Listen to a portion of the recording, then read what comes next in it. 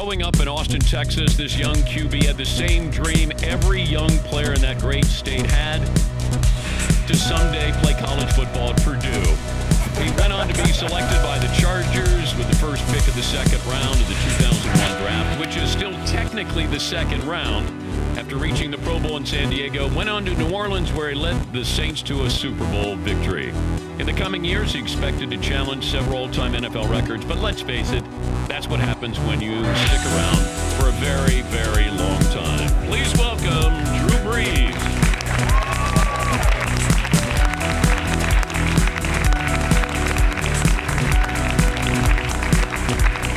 Joining us on behalf of BioFreeze, the one clinically recommended topical pain relief product. Go to biofreeze.com to learn more. Falcon fan. Here we go. Came in throwing passes here. All right. What's up? Good to see you, bud. You too. Good to see you. You too. You threw a pass to a Falcons fan. You know, he was the first one to throw his hands up, so I appreciated his enthusiasm, but then I realized that it's a Falcon. In a Matty Ice jersey, so I had to take it back. First of all, thanks for coming in, because I know that this has been some trying times here. Yeah. Yeah. Now, I can be your Dr. Phil if you want me to. Is this a counseling session? Yeah. Can I kick my feet up? You can. You can lie down if you want to. Right. What was the conversation like when you went home after the loss? Well, it was tough. I mean, listen, we had a bunch of family and friends in town, obviously, for the game, and so just spent time with them. But who breaks the ice when you get home? Well, we sat around and watched the AFC Championship game, after, or really caught the fourth quarter of it, by the time we got out of the locker room. And, I mean, here's the thing. The first thing I did after the game was go upstairs, see my family, and then take my kids down on the field and let them play, because that's what we do after every game.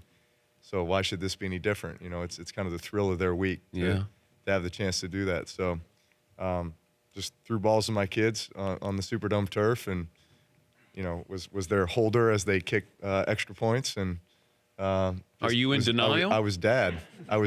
Yeah. Yeah. Am I, or was I? Were you in denial right after? Yeah, probably a little bit. Obviously just the sense of shock. I mean, obviously that's not what we expected to happen. We expected to be celebrating and getting ready to go to the Super Bowl, but it was tough. It takes you a while, and it took me a good part of all of last week, just to try to get some closure on the game, and you go back and you just play it over and over in your mind. I mean, bottom line is, obviously we know the call or the no call that could have resulted in us being here, but I like to think about the things that I can control, and that is something we can't control, so we can't really worry about it. I feel like there were things that happened prior to that moment, and then even after that moment, that we did control and could have gotten us in a position to be here. And so that's what I do for any loss, for that matter, not just that one. Is you play the game over in your mind, you make those plays that maybe you didn't make, and that's how you correct. That's how you correct the situation, and then you move on. Unfortunately, there's no other game to move on to, right? It's the finality of the season. Did you hear from the commissioner personally? No, I did not. And I'm not aware of anybody else on our team who did. But wasn't there a message that was sent that he did contact the Saints? Supposedly. No, listen, I think he spoke to our owner, Mrs. Gail Benson. Yeah. I think Sean had a conversation with him. Okay. A brief one. I'll bet. But other than that, no, I haven't spoken to any players that spoke to him. Take us through the play. What's the play called?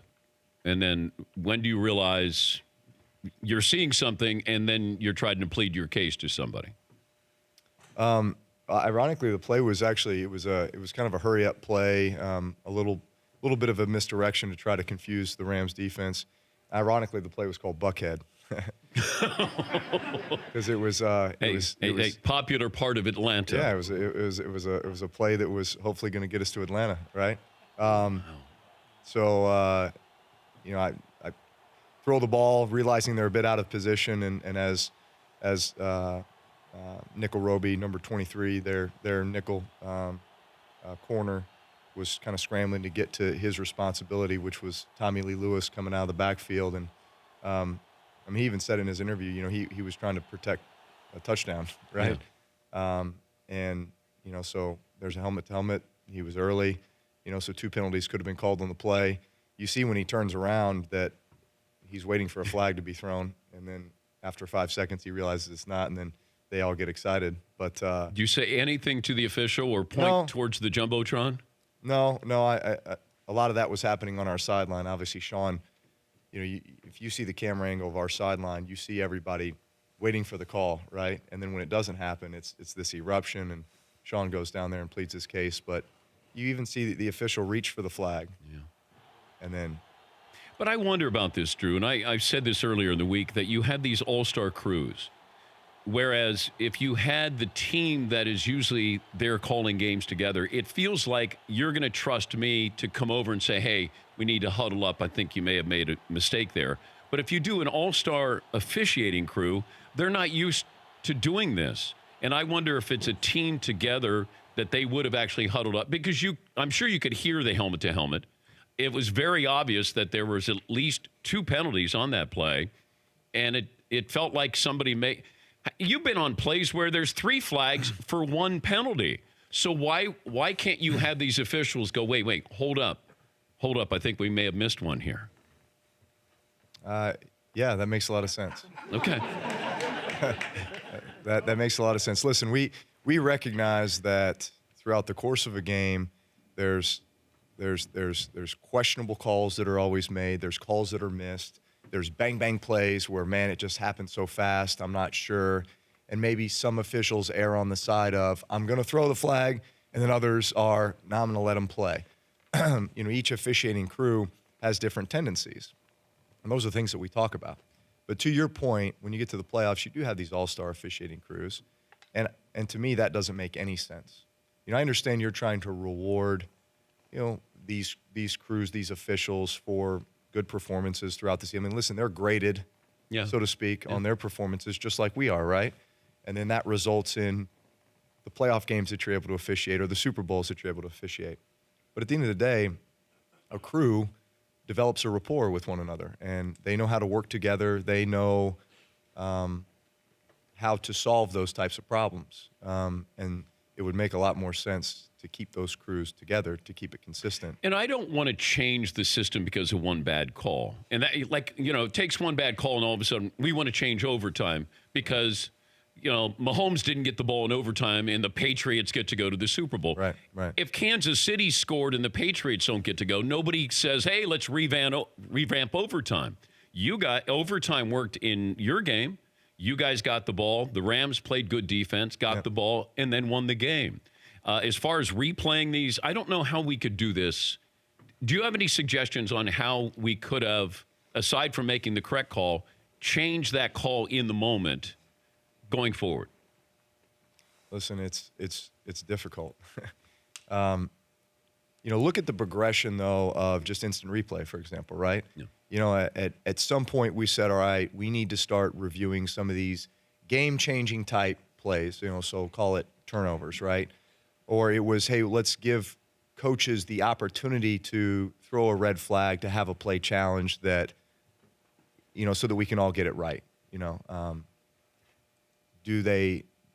At some point, those challenges went to the booth, right? It's okay, inside of 2 minutes. Yeah. No, it's not the coach's challenge. It's going to be New York, looking at these plays, from the hub and making sure that, all touchdown plays are reviewed, all turnover plays are reviewed. Well, do you start doing that with certain types of penalties? You can't do them with all. It's dangerous. It is. Because maybe if I look at the helmet to helmet, I see one of your linemen holding. And then what do you do? Right. And arguably you could call holding on every play yes. in the NFL, whether it be a DB or whether it be a lineman or somebody else. Yeah. I said this too with Saints fans. You can't let this stay with you. You want to, and you're angry, and you don't know who you're angry at. Because I wouldn't be angry at the commissioner. I don't know. No, it wasn't. It's human. It's human error. There's the officials have an extremely tough job. What right? if the commissioner I came think in and what would you say to the commissioner right now? Well, I think that we all recognize that being in that position, you are the face of the league, and you have the responsibility to come out and address issues when they come about. And I would say that on Monday or Tuesday after that game, we all deserved a response of some kind. And at the end of the day, that could have been, listen, we play an imperfect game. There are mistakes made. In looking at the film, that appeared to be an obvious pass interference and a helmet-to-helmet foul. Unfortunately, it was not called. It's really unfortunate, and yet, that's something we're going to strive to make sure that it doesn't happen. We strive to make sure the officials are making the best calls that they possibly can, right? Yeah. I mean, that's plain and simple, Yes. right? Yeah. Yeah. I mean, do I really want to be in a position talking about this over and over again? No, but I have to stand up and do it because I have to represent my team, represent the Who Dat Nation, and that's my responsibility. It's the commissioner's responsibility to do the same thing, and yet we don't hear a peep for 10 days. And it's because he has to do it now because he's at the Super Bowl and he does his annual press conference. Paul, bring out the commissioner. There. Oh, that's right. He doesn't come on this show, Drew. Yeah, he doesn't. He doesn't come on this show. Other than that, how's life?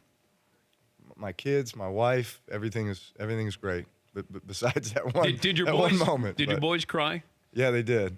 They did. And what do you say? Because you're always good with teachable moments. I think I think they cried because my wife had promised my 10-year-old that he could get a cell phone if we went to the Super Bowl.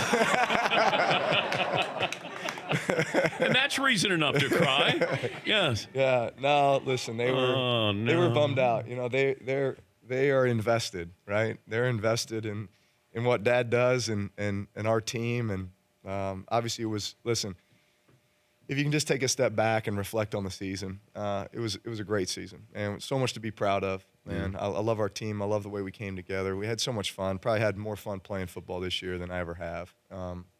And so, when do you start prepping for next season? Well, in some ways that's already started, but there is this necessary period of time where it's called the cooling off period, or just the recharge the battery. Will you change the name of the play Buckhead, or will you still have Buckhead? No, that'll go away. Goes. Yeah. We have crazy names. Because next year's in Miami, plays. so I don't know if we want to change it to. Yeah, we'll come up with something Just, creative. South Beach. South Beach, yeah. Yes, South I Beach. can almost guarantee we'll have a South Beach at some point next year. There's no chance you're retiring, right? No. Okay, good. If you'd won a Super Bowl? I don't know. I don't think so. Okay. I don't think so. Because I hate doing that because we're trying to push Brady out. It feels like, hey, when are you retiring? And I'm thinking, this will never happen again. This run of a quarterback will never happen again, where you have this many Super Bowls. It's so hard with free agent. I mean, you know it. You got to win one. Yeah. I mean, he's kind of hoarding. He's a hoarder. He's a Super Bowl hoarder is what Brady is. Yeah, it's truly remarkable what he's been able to accomplish, what their team has been able to accomplish, and just the run that they've had over the last 2 decades. It's been remarkable. I know that that loss hurts, but I don't know if BioFreeze takes away that pain. Unfortunately, no. It doesn't. Okay, that's called a segue into the product that he wants to talk about. Right. So BioFreeze, which I use on my neck every day. Do you? Yes. That's right. It's great. Number one topical pain reliever. Does it get you ready for practice and game day as well? Like this. Yeah, it does. Because I told Deion Sanders yesterday. Now he's known as primetime, and I'm daytime. So that's sort of my alter ego. So when daytime shows up, I might have some BioFreeze. When I'm going to use the golf simulator, little BioFreeze helps out. Yeah, absolutely. Yeah. Before and after. Yes. Yeah. What do you use it for? Get ready for practice. Get ready for training. It's great for sore muscles. Obviously, puts me in a position. I think in a mindset too that I can get out there and get my work done and play at a high level. BioFreeze, the #1 clinically recommended topical pain relief product. Go to biofreeze.com to learn more. I did notice, and I haven't seen too many. There's a Saints fan in here, and That sad little boy right there. There he is. I think it'd be kind of nice if maybe you. Well, it would have made sense give him had a I hug walked in and thrown the ball that to I would have him. thrown the ball to Michael Thomas. Yeah. Sitting in the front row. Would you like to come up and get a hug from Drew Brees here? Come on up here. Yeah, come on up. You got to hug it out. And see. Oh, These same shoes, and Okay. guess who gave them to me? Michael Thomas. This is actually Joe Morgan, actually. Oh, that's a throwback. It is a throwback. Well, all right. Well, here I got to throw my pass. Okay, here. all right, Can we gotta get throw that? a I mean, pass. yeah, you're. oh, you're gonna go. Okay, yeah, you're gonna have to go deep though. Okay. Oh. Well, not A too. little one-hander. Not too deep. Huh? Not Too far. All right. All right, we ready? There you go. Well done. Well done.